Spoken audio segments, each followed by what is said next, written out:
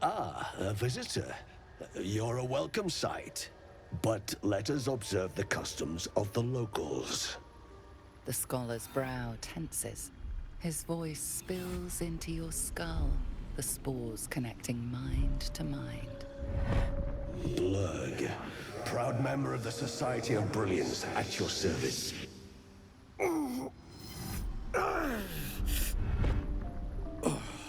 Or perhaps not. Your mind is far more complex than that of the fungi.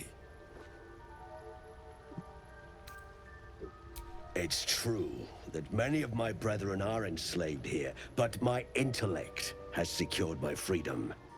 It is my hope that my research will lead to liberation and peace for my people. Such designs are part of why I've devoted myself to studying the Myconids. My colleagues and I are working to improve conditions in the Underdark. This need not be such a dire, hostile place. Our kind has suffered needlessly for generations. Do you also seek peace among the Myconids?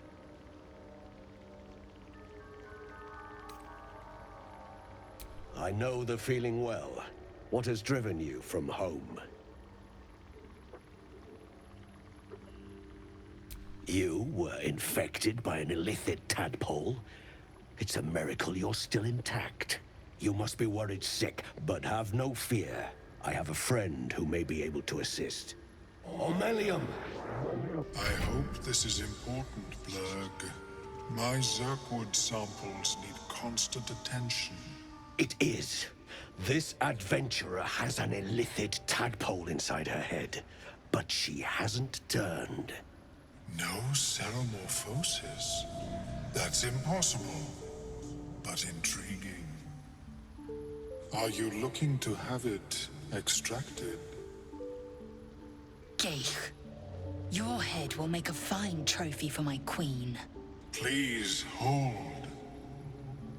I understand your rage against my kin. My species has terrorized the Underdark for countless generations. But I assure you, I stand with the Society of Brilliance, not the colonies of my people.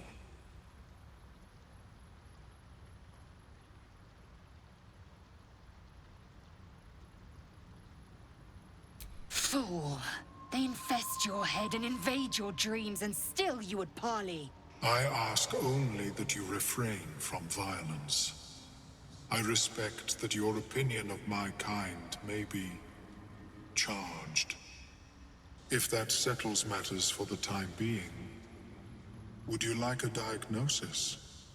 Open your mind to me. Let us see what lurks within.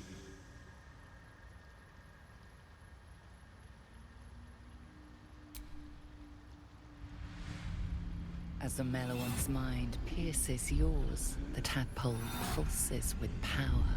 It feels 10 times its size. Alive, awake, almost smug. This is most unusual. The incubation period should be complete, as should your transformation. But the larva is infused with strange magic. It appears to be in some form of stasis.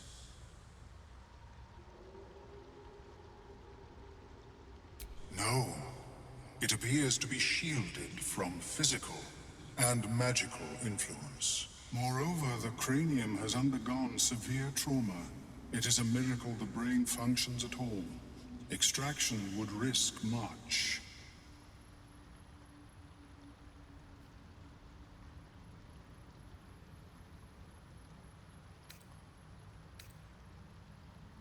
The larva is not the only creature that has been inside this brain, but at present it is the sole resident.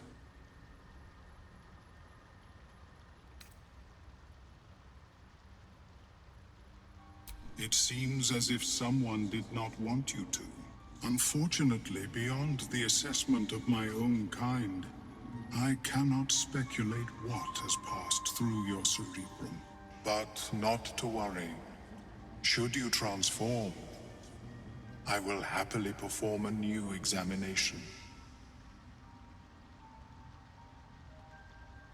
A Nautiloid? Fascinating. I have never set foot on one myself. They were our warships during the greatest eras of the Illithid Empire. We ruled the entire astral plane from their decks. The design was lost when the Gith rebelled and ended our dominion.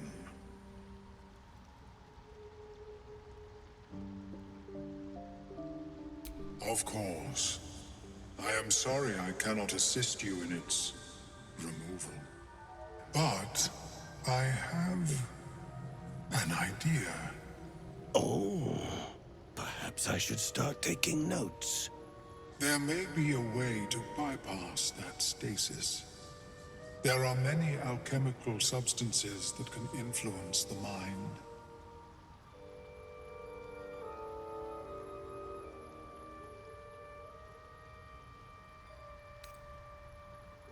I do not intend to shatter its protection.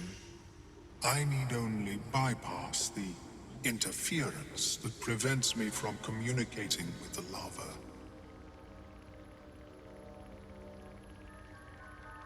A tincture distilled from a collection of rare mushrooms. They have subtle psionic influence. I would require a fresh tongue of madness and Timusk spores. But be warned, in their natural state, both of these mushrooms can be quite dangerous. Timusks cause confusion in those that approach them. The tongue is self-explanatory.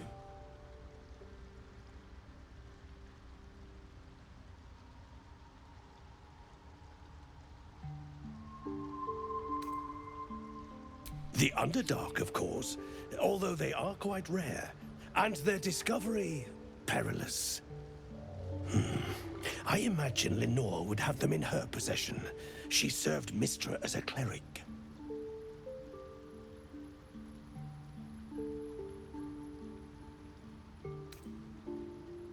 The southwest when I last saw her, although her tower does have a tendency to move.